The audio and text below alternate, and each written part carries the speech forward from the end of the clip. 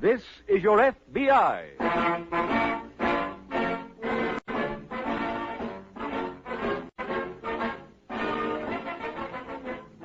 This is your FBI, the official broadcast from the files of the Federal Bureau of Investigation.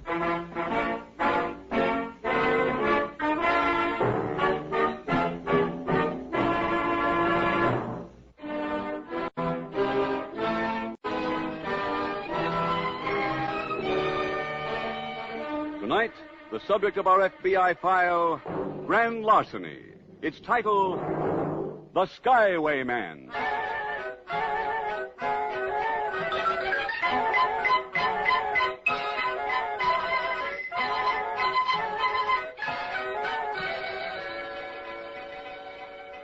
Crimes are committed for many reasons. Revenge, fear, ignorance, hate. But the greatest number are caused by greed. The dictionary defines greed as acquisitive desire beyond reason. But that definition does not explain why certain people are possessed by that unreasonable appetite. For the explanation, we must go to the field of psychiatry, which tells us that in the case of many adults, greed is a result of insecurity stemming from their youth. Insecurity which often is a result of a lack of affection by parents toward a child.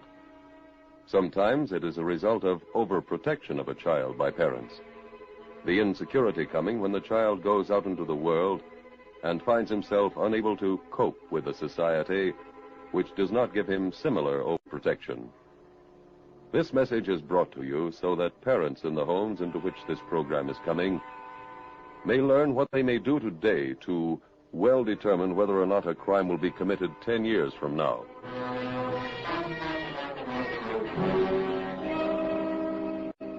Tonight's FBI file opens on the midway of a county fair. It is early afternoon as a well-dressed man approaches one of the midway games of chess. Come on, anybody. You there, mister. Come on up to the counter. No, I don't want to play cards with you. Never gambled in my life. But I'll tell you what I'm going to do. I'm going to show you an amazing deck of cards. Come up a little closer, mister. That's it, right up to the counter. Now, let's say you've been losing to some rascal. You want to get even. That's human. That's natural. You bet this rascal $1 you can pick out the 4 aces without looking. You let him examine the cards. You let him shuffle them. Now, go ahead, mister. You shuffle them. Now, you leave the deck right where it is. That's it. You press down here, turn the deck this way, and the 4 aces come sliding out. Now, I could charge you $50 for this deck. I could charge you any price. But I don't want to be a millionaire. That's why I'm selling them cheap. $2. That's all it costs. And Hey, mister, come back. Al, where did you come from? Well, son, if you hadn't been driving that customer away, you'd have seen me. Yeah, I thought that'd be my first sale today. Do you have a report for me? Yeah. We're not doing a job here. No? Why not? Just tell me, where do they keep the money? The manager's got a safe in his office. If it's in his safe, the money's as good as trickling through our fingers. No, it ain't. I presume there's a reason for your pessimism. Remember how you came into the fairgrounds? Certainly I do. Of course. That's the only gate, and the road from town is the only road. There's no getaway. Ah, there must be. Do you feel like gambling? Well, if the proposition's attractive. 10 to 1, you can't figure one out. Yeah, well, I'll just risk $5. You got 50 to your 5. Splendid, splendid. Now, you go back to amusing the populace with your mediocre pitch. I'll survey the premises.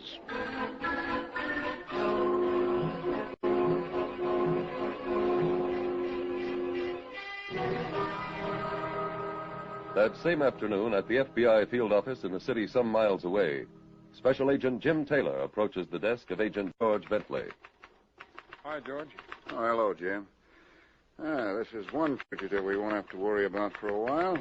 He got 30 years this morning. We've got a couple of new ones on our hands. Oh, who? A case the SAC just put us on. Several county fairs and carnivals have been burglarized in the past 6 months. Yeah, so I saw in the bulletin. Well, we know definitely the same safecracker worked in 4 different states because he left fingerprints behind each place. That'd probably mean the loot was transported interstate. Yeah, I would guess so. Any ident on the burglar? No, but we do have evidence there are at least 2 men. A watchman up in Oregon saw them run after one of the burglaries. How come we were alerted? Well, as the watchman approached the shack where the safe was, he heard the burglars talking. One of them said something about coming here. Oh. Where was the last job? Oregon. Our office there is working on it. I thought we'd cover the transportation terminals here.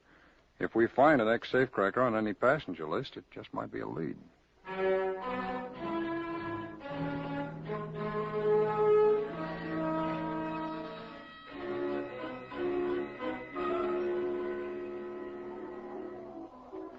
Hi, Betty. Hi, Chuck. You done your jump? Just now. Pretty soft. One jump and through for the day. Maybe through for good. You retiring? Might have to. Come on, walk me over to the office. What's playing there? Andy wrote to some carnies down south. That where you're going? Yeah, if we get a booking.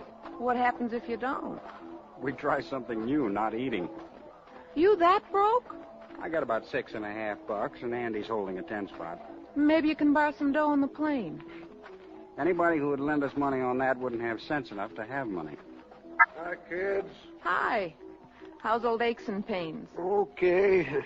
Andy, you been to the office? Yeah, Any hot offers? Nothing. Well, something will turn up.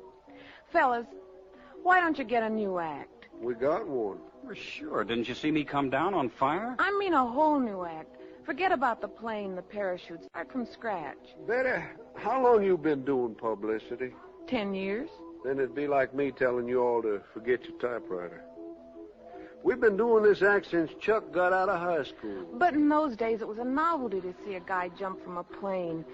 Today, in a newsreel, 1,000 GIs jump with guns. Don't you see, you're selling a stale joke. I'll see you both later. Where are you going? To the hangar to rest my bones. That's old-fashioned, too. Guess you didn't like my popping off. Oh, that was okay. You sore, too? Of course not. Go on, I'll buy you a drink.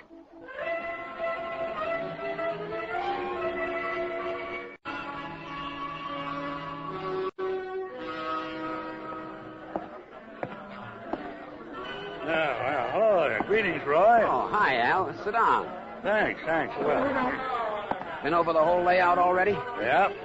And the outlook seems to appear gloomy. After this, when I say there's no getaway, don't bet me. Here, I ordered this drink for you. Oh, thanks, John. Thank you. Good luck.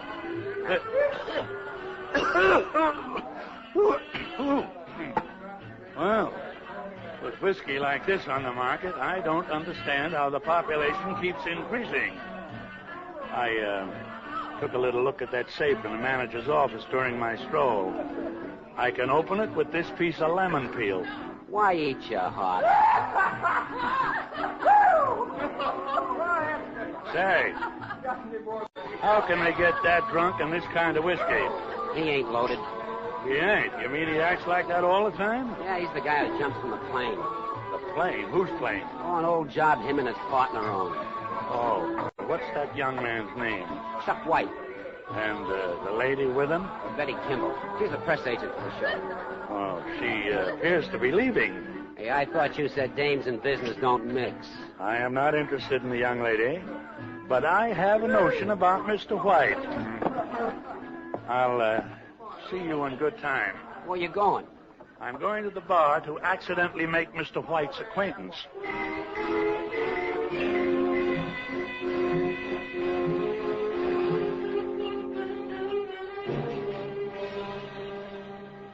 Tracking down suspects is never an easy job, and this case proved to be no exception.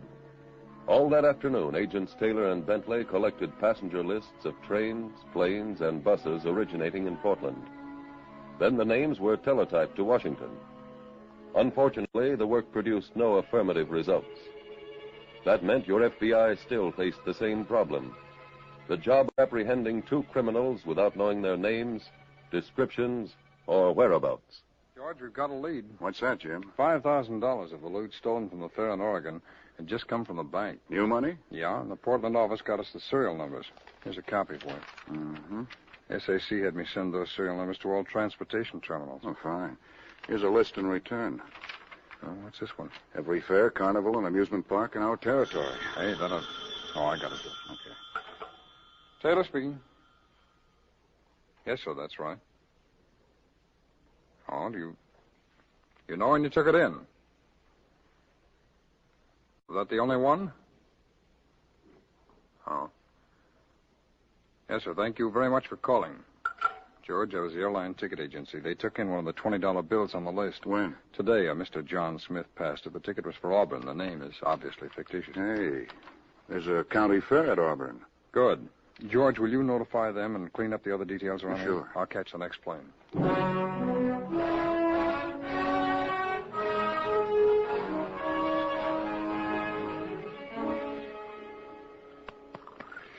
Andy. Andy. Up and at him. Come on, come on. pain in the back of my neck. Wait till you hear the news. I was at the saloon on the Midway, and I ran into somebody named Mr. Williams at the bar. Yeah? He'll pay us $300 to take him to Lake City.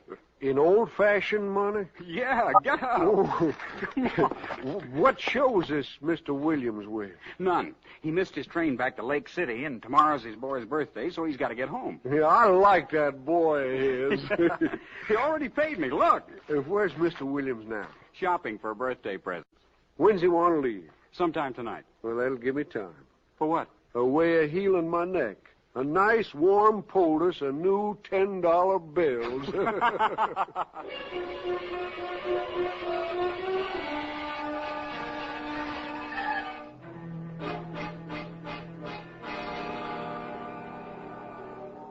All right, you riffle the cards this way, and everyone's the 8 of diamonds.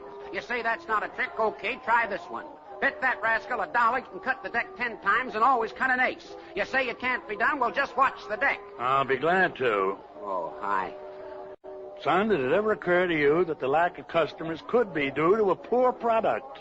These rubes wouldn't pay a deuce for a key to Fort Knox. I came to bid you a fond farewell. The fair don't close for an hour yet. I am acquainted with the schedule, but my plane is waiting. I'll meet you at my apartment. What about the job? Son, in this little black bag are not only the tools of my profession, but the former contents of the safe. What? An opportunity presented itself a few moments ago that was a little bit too good to pass up. How'd you swing it solo? Eavesdropping outside the manager's office. I heard him tell a party on the telephone that he'd be right over to judge the livestock. Nobody saw you go in, did they? I beg your pardon. This is the first time I ever blew a 10-to-1 bet and liked it. Well, I'll deduct the loss from your portion of the proceeds. Okay. Oh, son. Yeah. When the gendarmes arrive, don't be surprised if they assume the theft was committed by your devil-may-care compatriot. Who? Mr. Chuck White. When I finished work, I left a memento for the police. A little wallet I borrowed from his pocket this afternoon.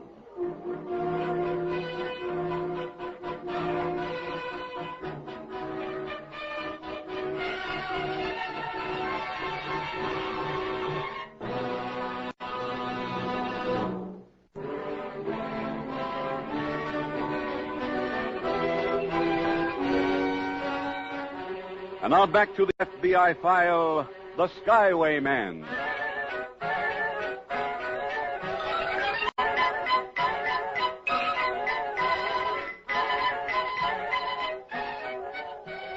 No child enters life a criminal. Yet today, approximately 1 person out of every 20 in the United States has a fingerprint arrest record in the Washington files of your FBI. In tonight's case, you see 2 of those people, an older criminal and a young man in his 20s. Each is a confirmed lawbreaker. Why? Actually, the sources of crime in America may be sought in 3 directions. In the abnormal personality traits of the criminal, in the general culture of American society, and in the abnormal physical or social conditions under which the criminal has lived. Of those, perhaps the most important is the last, the physical or social conditions under which the criminal has lived.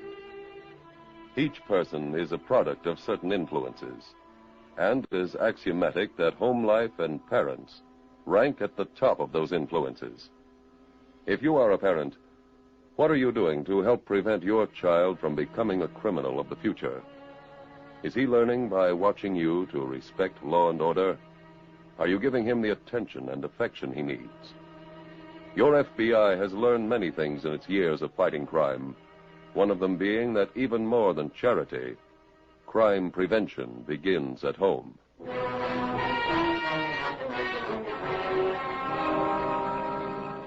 Tonight's FBI file continues later that night at the county fairgrounds. Special Agent Taylor is in the manager's office when Agent Bentley arrives. Jim, I hear this place was burglarized tonight. Yeah, just before I got here. Even after our warning, huh? The manager thought his safe couldn't be cracked. Where is he now? It's down at police headquarters. They sent out an alarm on 2 suspects named Chuck White and Andy Anderson after they found this wallet near the safe. Belongs to White. Who's he? He's a parachute jumper with the show. Anderson is his pilot. Any idea where they went?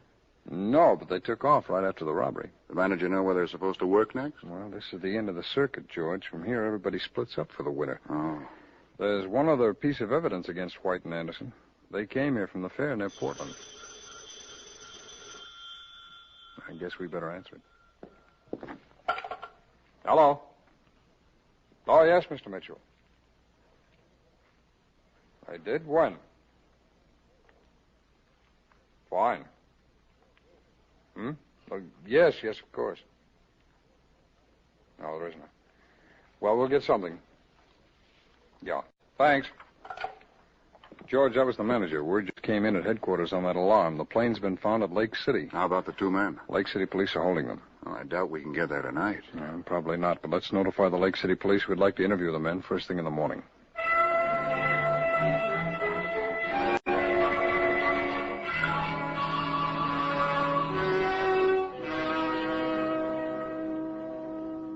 Now, Mr. White, you claim you have no idea how your wallet got into the manager's office, huh? That's right. When do you last remember having it? I don't know.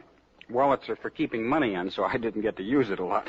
Seems like y'all know me and Chuck ain't crooks. Mr. Anderson, White's wallet was found in the safe after the burglary. You both took off from the fair immediately after that safe was cracked. You both had money that was stolen last week at a fair in Oregon, and you both worked at that fair. But we told you we got that money from Mr. Williams. Yeah, ask him. We're trying to.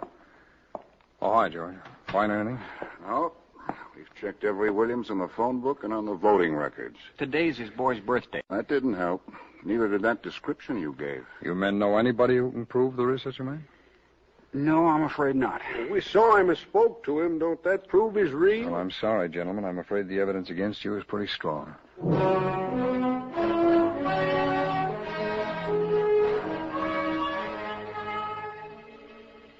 FBI headquarters in Washington takes an important part in all cases.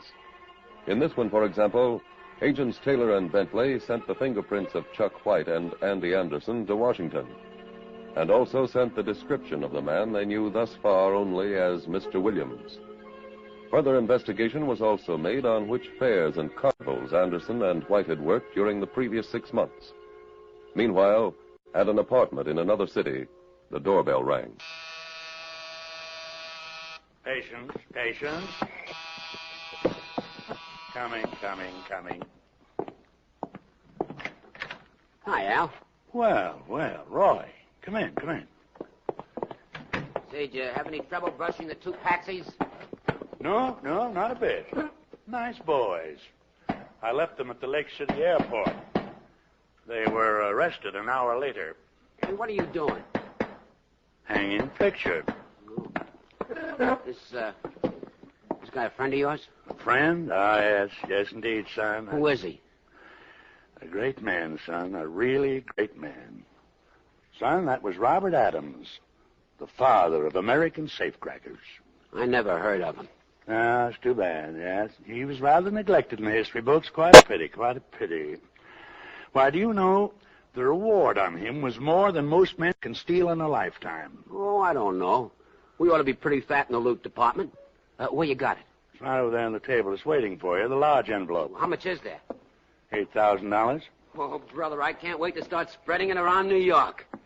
New York? Yeah, I shipped my trunk up there, and I got a room waiting at a hotel. Roy, there's no point squandering the money that you work so hard to get.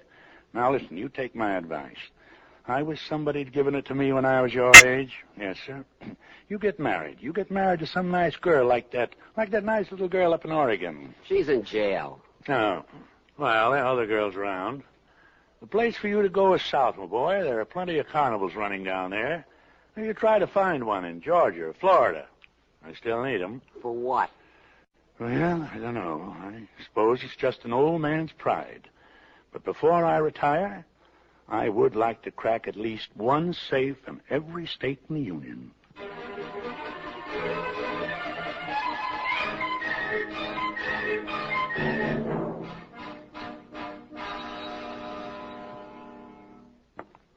we got some reports from Washington. Neither White nor Anderson has a criminal record. Anything back on that Mr. Williams? Yes, there is a safecracker with that name who answers the general description. They wire photoed his picture for us. Oh, that it? Yeah, here, take a look at it.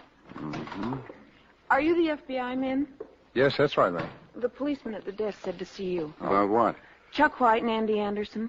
I'm Betty Kimball. Oh, I'm Agent Bentley, and this is Agent Taylor. How do you Kimball. do?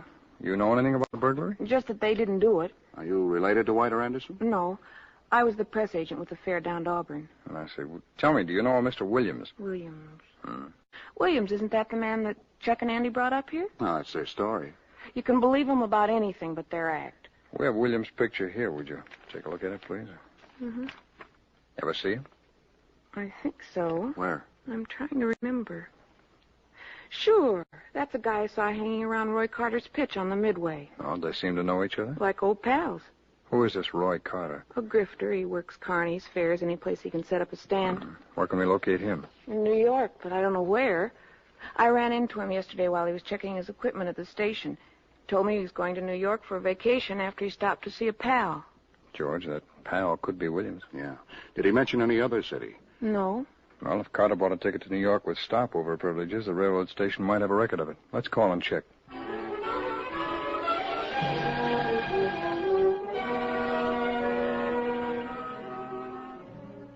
George, the railroad says Carter's ticket allowed for a stop at Oakville. Oakville? Al Williams was arrested there last year. Oh? And Washington sent this teletype. Those unidentified prints on the 4 safes are Williams. Well, then he probably did this last job, too. Yep. And they also learned that Roy Carter operated concessions at all the fairs and carnivals where the robberies were reported. Well, that ties them both in. Come on, we're going to Oakville.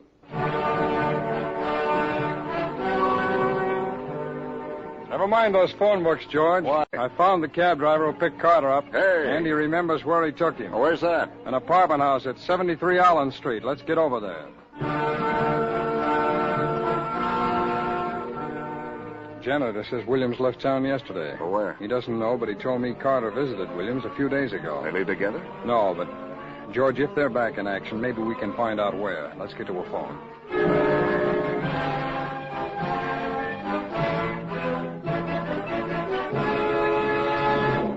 All right, folks, you want to fool your friends. You want to get even with some rascal. Now, here's the way. Watch carefully. Just a minute, Roy.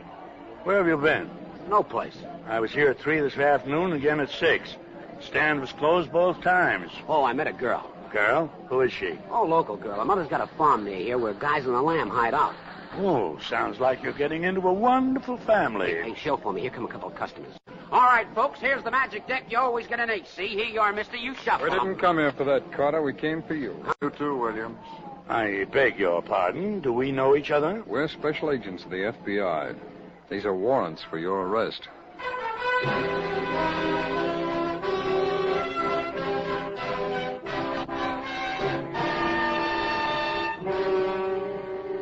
Roy Carter and Al Williams were convicted of interstate transportation of stolen property and sentenced to federal prison. Special Agents Taylor and Bentley learned the name of the carnival at which Roy Carter was working by calling the railroad station in New York. The station master's office told them where Carter had requested that his equipment trunk be sent. The arrest of the two fugitives in this case illustrates not only the thoroughness of any investigation by your FBI, but also the labor which goes into freeing innocent suspects. The Federal Bureau of Investigation is proud of the fact that special agents have never set out to prove the innocence or guilt of any particular person, but have always concentrated on finding the evidence in a case and allowing the facts to speak for themselves. For only in that way can justice be served. And justice is the sole interest of your FBI.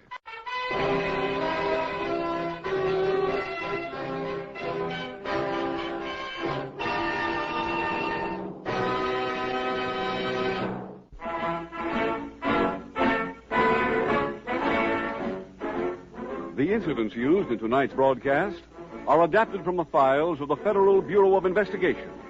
However, all names used are fictitious, and any similarity thereof to the names of places or persons, living or dead, is accidental.